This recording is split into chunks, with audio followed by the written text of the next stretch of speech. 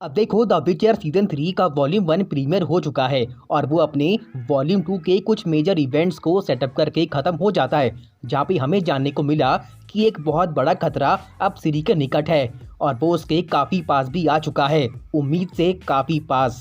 Episode 5 का नाम था the art of illusion and technically ये फ्लैशबैक से भरा हुआ था, जो कि असल में गेराल्ट एंड येनिफर के पर्सपेक्टिव थे उस पार्टी वाली रात के। और पूरे एपिसोड को देखने के बाद हमें मोटा मोटी यही बात जानने को मिली कि विलन स्ट्रैगबोर नहीं बल्कि विल्गेफोर्ट्स है, यानी कि सारे कांड के पीछे यही था। फिर चाहे वो किडनैपिंग हो, मैजिक हो, रीन्स हो या फिर द बुक ऑफ मोनोलिथ यानी कि एकाश्म की किताब। और इस बात का अंदाजा जैसे ही गेराल्ट येनिफर को लगता है तभी हॉल से चिल्लाने की आवाज आती है, जो कि हमें इस बात का हिंट दे देता है कि यह फाइट शुरू हो चुकी है। और तभी डिक्स्ट्रा गेराल्ट को कैप्चर कर लेता है उसके गले पर चाकू रख के। अब देखो, बात कुछ ऐसी है कि पूरे वॉल्यूम 1 में डिक्स्ट्रा एंड फिलिपा बस इसी बात का पता लगा रही हैं कि असल में ऐसा कौन सा शक्तिशाली जादूगर है जो कि उनके ग्रुप का पार्ट तो है, पर वो असल में एमिर यानी कि निल्फगार्ड को सपोर्ट कर रहा है। जिसके बाद पार्टी में उनकी शक की सुई घूमती है विल्गेफोर्ट्स के ऊपर, जबकि गेराल्ट और येनिफर की स्ट्रैगबोर के ऊपर।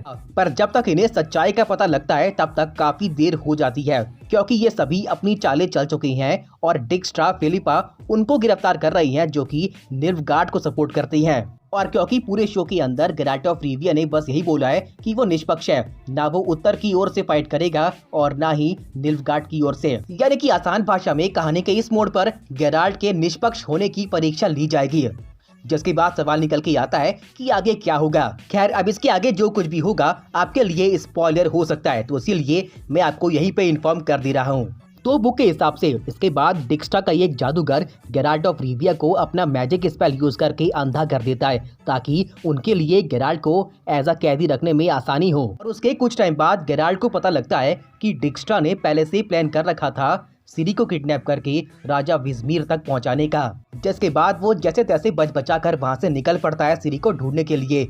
एंड यही वो पॉइंट है जहां से जादूगरों के बीच में एक सिविल वॉर चालू होगी और बुक के हिसाब से ये एक काफी बड़ा इवेंट होगा।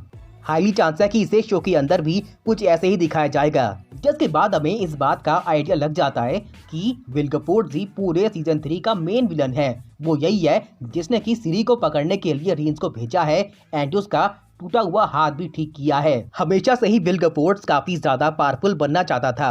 अब सीरी के पास शक्तियां तो है ही, ऊपर से वो एक एल्डर ब्लड भी है, इसीलिए वो उसे पाना चाहता है।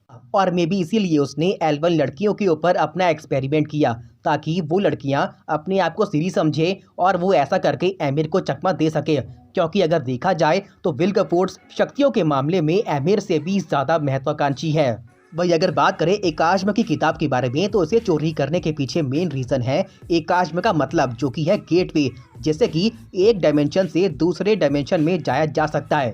और क्योंकि सीरी के पास इन एकाश्म को एक्टिवेट करने की शक्तियां हैं, इसीलिए उसे हमेशा से सीरी चाहिए थी। और बाकी इसके आगे बहुत कुछ हमें जानने को मिलेगा वॉल्यूम 2 में, जो कि आएगा 27 जुलाई को। जिसके लिए आप में से कौन कौन वेट कर रहा है तो नीचे #TheWitcher3 कमेंट करना मत भूलना।